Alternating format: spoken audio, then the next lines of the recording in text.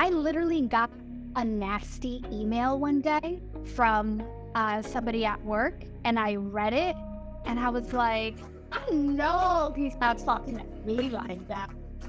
Yeah. And literally, my actual series of events was I read this email where this guy's like talking out his neck, closed it, opened up my bank account, looked at the money in there, did like a quick little calculation. How long can I live off of this? And I was like, I bet this is FU money. Like, nope. And that exact moment was when I decided that I was quitting my job. Me too. Literally off of an email. I didn't fight back. I didn't yell. I didn't feel bad. Nothing. I was just like, yo, I'm out. I'm out. I'm not even going to a place else. Like, I'm just not staying here. It wasn't an email for me, but it was a Zoom meeting, and I literally checked my bank account, did a quick calculation. I was like, I don't need to be talked to like this. That's it. It's a shift of like operating from a place of desperation to operating from a place of control. Dímelo, what is good, mi gente? Welcome to another episode of the Quien Tú Eres podcast, brought to you by Plural. You already know it's your boy Pabel, and we got the homie. Hello, Samara checking in. And this week we are talking about financial literacy, because if you didn't know, now you know. April is a financial literacy month. But let's start off with, what the hell does that even mean? So, financial literacy, according to Investopia, financial literacy is the ability to understand and effectively use various financial skills, including personal finance management, budgeting, and investing. Long story short, it literally just is how educated you are when it comes to your relationship with money. Plain and simple. When did you start feeling educated with money? So I thought I was educated with money pretty much my whole life, because I was a really good saver. Me too. Like, I knew how to save money. And so because I knew how to save money, I felt like I was really good with money. How did you save money? Because when people say, like, you say you're really good at saving money, like, and I look at saving money, it feels so fucking easy to me. It's like, literally, just save money. Just put it up, like, do not spend money. I'm really good at not spending money. Yeah. I think that's the important thing, is like, to save money, you got to learn how to not spend it.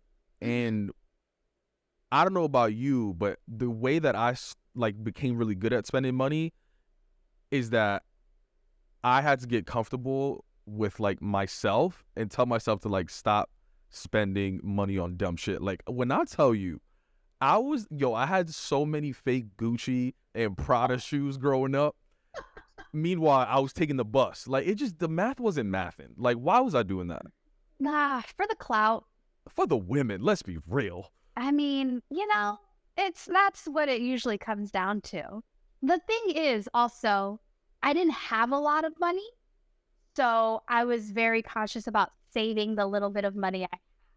And so for me, it was like, all right, like, where can I cut costs? Where can I, not spend on this and that? I've never like been into name brands or labels or things like that, and like not even enough to get the fake shit. Like, at most maybe like a Michael Kors bag or something. But really, yeah, I was never into it. And I had the 7 jeans, I had the True Religions, I had the Lacoste, I had the Polo. All of that shit was fake. Back in the day, when the baggy jeans area, I had the fake retro basketball jerseys down to my kneecaps. I was broke, but like, I remember going in high school and like people would have like full-on sandwiches and shit like that. Like, I would be comfortable having the fly shit and eating like a chocolate chip cookie and french fries for lunch. I mean, that sounds like a good lunch. I'm not gonna like, where's the protein? Where's the vitamins? Chocolate is like an antioxidant, I think. That's crazy. You're the one that will drink some wine and be like, oh, but it might as well be a smoothie. It's nothing but grapes. It's just a liquid salad. Yeah, that's you. Nah. I mean, I think I did go through an era where I had like a couple like J-Lo and baby fat items, but Oh, the baby fat. yeah, yeah. But it just like very much was a hand-me-down kind of gal, like secondhand, really didn't spend money on that. And I knew how to just put money away. And, like friends would go out and do all the shopping. I was never a shop. I'm still to this day, like not a big shopper. Um, but budgeting, which is essentially saving money, that's only like one small sliver of what it means to be financially literate because it's not only about like having resources, it's really identifying money as a tool and a resource to be leveraged. And if you're saving, all you're doing is putting the tool in the shed, but not ever building anything. I'm following the analogy. Okay. Thank you. Thank And you. you got to know what you want to build as well. Right. Because you need different tools. So I started on my financial literacy journey in 2019. So not that long ago at all. Interesting. And the catalyst for it was because I was getting a divorce. And there was no more like our money situation. It was just my money situation. And it then was like, when you're coupled and when you're in a partnership like that, the other person, becomes a bit of a safety net, right? Yeah. So when we were married, I left the workforce for about a year. Well, in a way, to go back to school. And so he was the one that was, making the money. I was working at a restaurant nights and weekends, but like that was my safety net. So now I'm a single woman and I am my own safety net. So I'm like, I got to figure out how to do this and like really make sense of it. So 2019 was when I really started my like actual financial literacy journey. Do you remember when it was for you? I mean, I think one big step towards that journey was having an end goal for me. Like you could have a savings account, but like, what are you saving money for? Like, and it was a switch for me from like having the savings account just to spend it on the Lacoste and all this other shit to having a savings account because I wanted to buy my apartment. Like that was like a goal for me where it's just like not a savings account to have a savings account. It's like creating a budget to see how much I'm earning, how much I can put in the savings account, and like how long do I need to do this? How long do I need to sacrifice in order to get to that goal? Yeah. I think that was the start of it. So when you said budget, like my ears perked up because I also talked to my friends and they kind of just do it all in their head. Like they don't have, like I know where every fucking dollar was gonna go when I was getting a paycheck. You know what I mean? Yeah. Because and eventually I got to that. I feel like a lot of people like miss that goal as well, like what they're sort of like building towards. Yeah. I mean, that's like anything in life. Why are you doing what you're doing? What is the end goal? And yeah, similarly, when in 2019, my goal was to buy my own place because we had a condo together. We're like, well, I need my own spot. And like renting was not, that's not what I like. I was a homeowner. Why am I not gonna not be a homeowner now?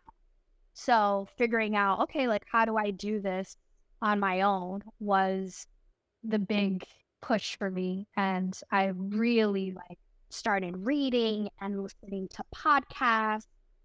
Shout out to Earn Your Leisure, really kicked it all off. And I got super immersed. I became a member in like their group and it was all about all types of strategies, if you would, on how to deploy your money, which is how to invest it. So for me, real estate was the number one goal, but there are so many other vehicles. The second thing was the stock market and investing in stocks. And I learned about that because to me, prior to that, I looked at it as gambling Yeah. because nobody that I knew, nobody in my family, right? Like my parents came here and their job, their mission was just get a good job, a good job for them and be able to have a place to live. But they have no idea how the stock market works, how, any of that. They didn't have the kind of jobs that had retirement funds or pension plans. So um I never had that vocabulary even. Like 401k, it's embarrassing, but like I had access to start building a 401k by the time I was 21. I worked at a hospital and they had a matching program that I didn't know what that meant. And so I was like, "Oh, they're taking money from my paycheck? Nah, like they're good." Yeah, yeah, yeah. Oh my gosh. I look back now and I'm like, "Girl, ah." Well, that's interesting to think about from like exposure to like terms. I actually think I heard about, now that I'm thinking about it, I feel like I've heard about a lot of these terms like really early on. Mm, My mom, in fact, she's obsessed with money, and I think that's where I get it from. Always talking about it, and mostly talking about it from like, not, I want to call them like get rich quick schemes, mm, but she's often talking about investing. In fact, like within my family, there's always this idea, and I think this happens with a lot of immigrants, of like buying property, but not in the US, back in their homeland. mm, So, like, my grandfather had a property in DR. My mom had a property in DR. I feel like, actually, my dad, not that I'm that close with him, but he owned a multifamily in the Bronx. So I feel like I often heard about owning real estate, but my mhm, dad was actually the only example that I had of owning real estate in the States and in New York.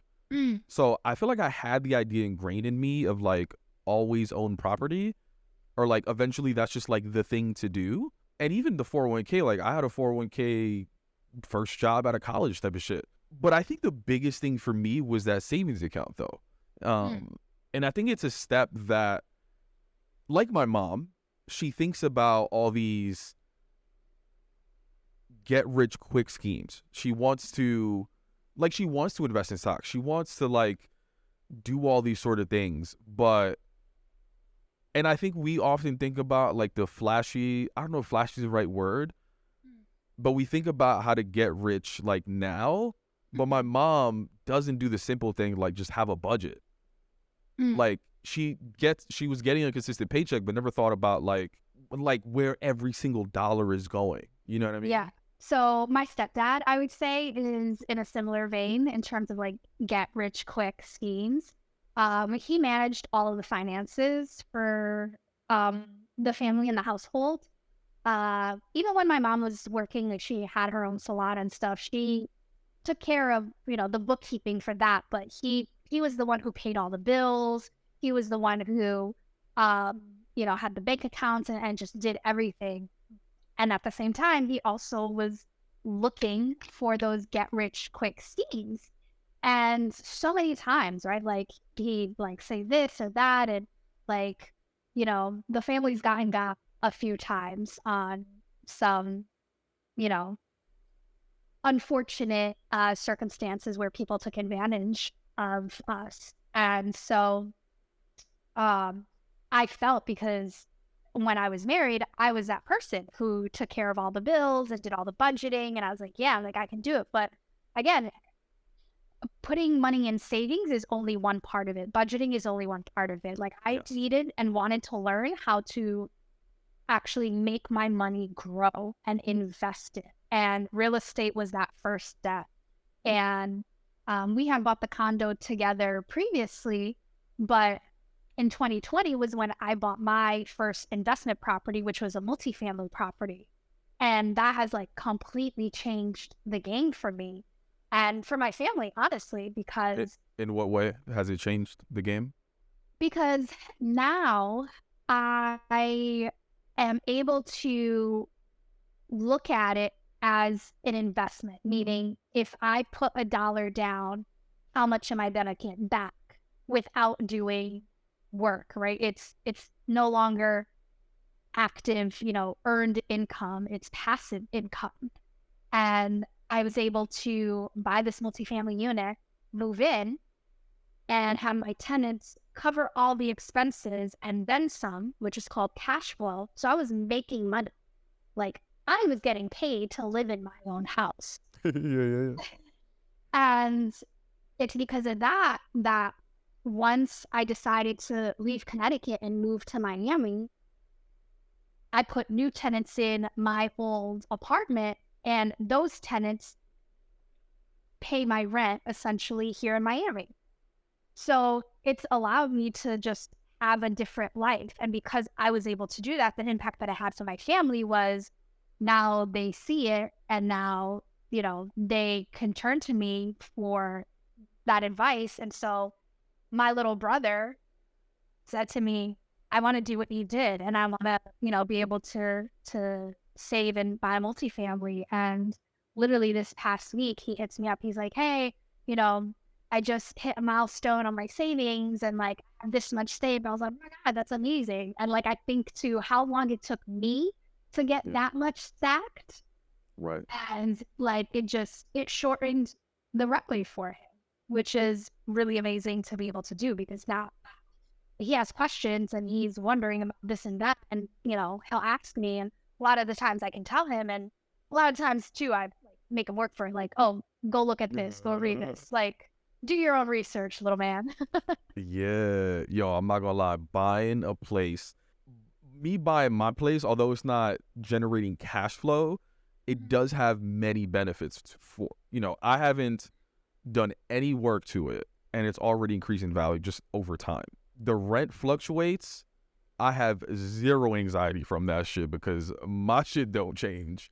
Yep. Like I pay the same thing every single time, and the tax benefits that I get from this shit literally saves me every fucking year. Mhm. I I have yet to ever owe the government money, and I'm not saying this the only reason for it is like me having this property, but it's a big reason for that. The next step that I want to do in this journey is, I mean, I've always wanted to own a multifamily house for that same reason, Mhm. for to live on the property and being able to generate cash flow and it not necessarily be a liability Right. because I'm not necessarily earning money from this, right? That's where Mhm. I think about it as an asset. It's like actually generating income. Like when I sell this place, to use that money to then buy the multifamily is has always been my thought process. And now it's even easier because I don't have to go into the office. Exactly. And what's even more appealing is there are additional tax benefits when you have a uh, investment property that is generating income. So it's like you have a whole different set of deductions and depreciation and all this, stuff. And the other thing is also that you don't even have to sell that place to get a new one, because what you can do is keep it and then do a cash out refi and pull out that equity that you've earned. And that money, because it's considered a loan, is non taxable. So you don't pay any taxes on that.